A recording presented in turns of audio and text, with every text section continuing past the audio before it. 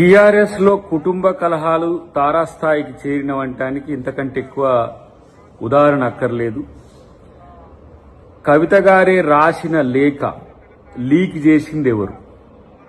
అది కవిత ఆఫీస్లో ఉండే ఎవరి కోవట్లు లీక్ చేసిండ్రు, లేదంటే కేసీఆర్ ఆఫీస్ నుంచైనా రిలీజ్ కావాలి. అది ఫామ్ హౌస్ నుంచి కానీ లేకపోతే ఇతరత్ర ఎక్కడి నుంచైనా సరే. మరి కేసీఆర్ ఆఫీస్ నుంచి లీక్ చేసింది ఎవరు?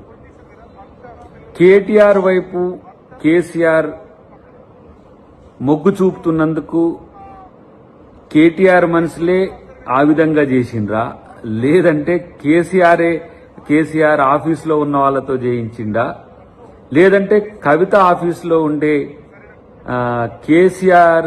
కేటీఆర్కి సంబంధించిన వాళ్ళు లీక్ చేసిందా అనేది వాళ్లే చెప్పాల్సిన అవసరం ఉంది. కాబట్టి ఇలా వాళ్ళ మధ్యన ఉన్న ఏవైతే అనైక్యత ఉందో వాళ్ళు సరిచూసుకోలేక కాంగ్రెస్ మీద ఆరోపణలు చేసిన, కాంగ్రెస్ ప్రభుత్వం ఏదో చేసిందని చెప్పినది ఏదైతే ఉందో అది ఉత్తదని తేలిపోయింది.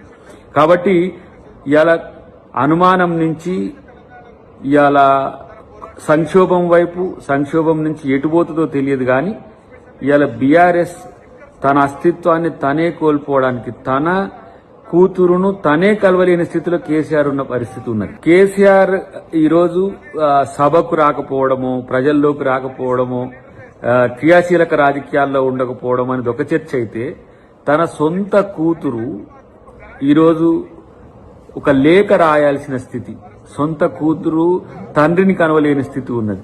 ఇక ప్రజల పరిస్థితి ఏంది, ఎట్లుంటుందో మీరు ఒకసారి ఆలోచించండి.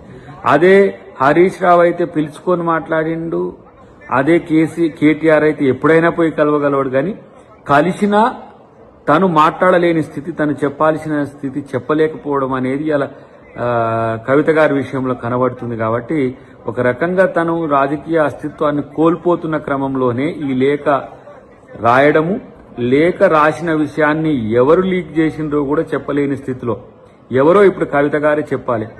ఎవరు ఆ దయ్యాలు, వారి అయ్య చుట్టూ ఉన్న దయ్యాలు ఎవరో చెప్తే ఇంకా మంచిది. ఎందుకంటే ఈ కథ సశేషంగా ఉంచకుండా, కథ ముగిస్తే వాళ్ళ కథ ముగియకుంటుంటే తప్పితే ఈ కథను కొనసాగించడం అనేది ఆ బీఆర్ఎస్ పార్టీని మరింత బలోపేతం చేసుకోవడానికి ఎత్తుగడ రాజకీయాలు అనుకోవాల్సిందే తప్పితే దీంట్లో కొత్తగా ఏముండదు. ఇది టీ కప్లో తుఫానా, టీ పార్టీలో తుఫానా, టీ పార్టీ బీఆర్ఎస్ గా మారిన తర్వాత వచ్చిన తుఫానా, ఏదున్నా ఈ మూడు ముక్కలాటకు తెరపడేది ఎప్పుడనేది తెలంగాణ ప్రజలకు అవసరం లేకపోయినా కూడా అనవసరమైన రాజకీయ రాద్ధాంతం ఇక్కడ జరుగుతుందని నేను చెప్పక తప్పదు.